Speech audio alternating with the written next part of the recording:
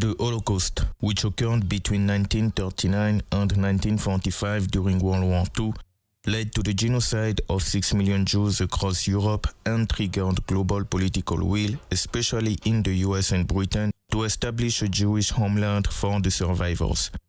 In 1947, the United Nations proposed a plan to divide British-controlled Palestine into separate Jewish and Arab states. Jewish leaders agreed to the plan, but Arab states rejected it, arguing that the land was already inhabited by Palestinians and that the partition served Western interests at their expense. On May 14, 1948, Israel declared its independence, leading 5 Arab nations to launch a war against the new state. Israel won the war, expanded its borders beyond the UN proposal, and more than 700,000 Palestinians were forcibly displaced in what Palestinians called the Nakba or catastrophe. Iran, under the Shah at the time, offered quiet diplomatic recognition. In 1957, Iran began developing a nuclear energy program with the support of the United States as part of the Atoms for Peace initiative.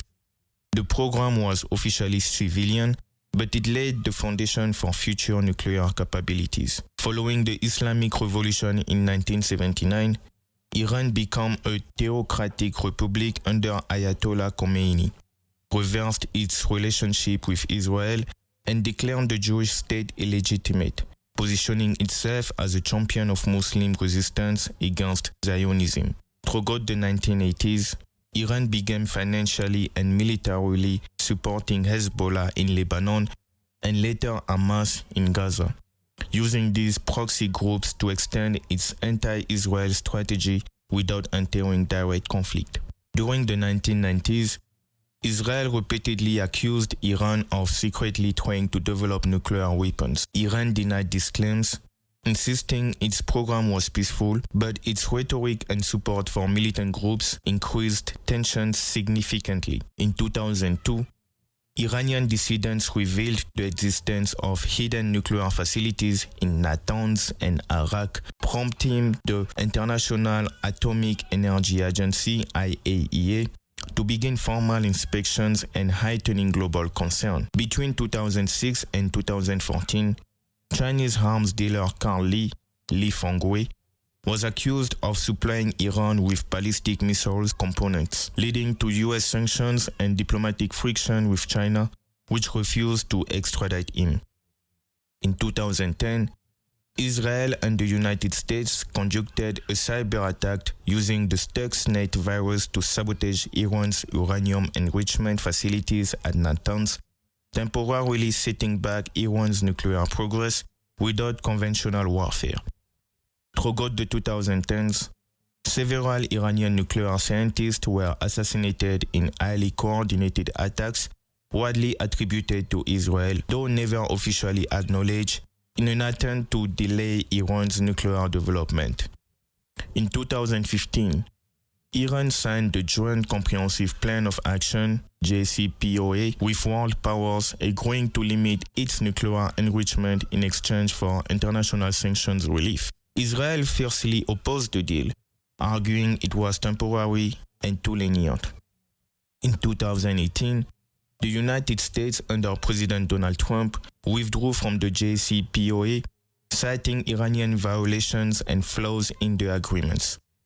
In response, Iran resumed enriching uranium beyond agreed limits. Between 2021 and 2023, Iran strengthened its support for armed groups across Lebanon, Syria, Iraq, and Gaza. Israel responded with targeted airstrikes and covert operations aimed at curbing Iranian influence in the region. By 2023, the IAEA confirmed that Iran had enriched uranium to 60%, dangerously close to weapons grade. Israel warned that Iran was potentially months away from assembling a nuclear bomb. On June 13, 2025, Israel launched a new wave of airstrikes under Operation Rising Lion, targeting over 100 strategic sites in Iran, including nuclear research centers and military installations. Key Revolutionary Guard officers and nuclear scientists were reportedly killed. Between June 13 and 15, Iran responded by launching more than 300 drones and missiles directly at Israel. Thanks to the Iron Dome and US defensive systems, the majority were intercepted. But the event marked Iran's first direct strike on Israeli soil. On June 21, 2025, the US formally entered the conflict by launching bunker-buster airstrikes on Iran's underground nuclear sites at Fordow, Natanz, and Isfahan, citing imminent nuclear risk. On June 23, 2025, Israel intensified its campaign with direct strikes on central Tehran, including the notorious Evin prison and several Revolutionary Guard intelligence headquarters. Iran reported over 400 civilian casualties since the start of Operation Rising Lion. As of late June 2025, Iran continues to fire missiles towards Israel.